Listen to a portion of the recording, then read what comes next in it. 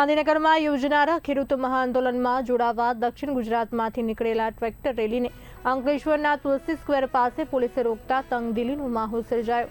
Power Grid લાઇનના વિરોધમાં ખેડૂતો ટ્રેક્ટર કાફલા સાથે ગાંધીનગર તરફ કૂચ કરી રહ્યા હતા, ત્યારે પોલીસે મંજૂરીના મુદ્દે રેલી અટકાવી હતી।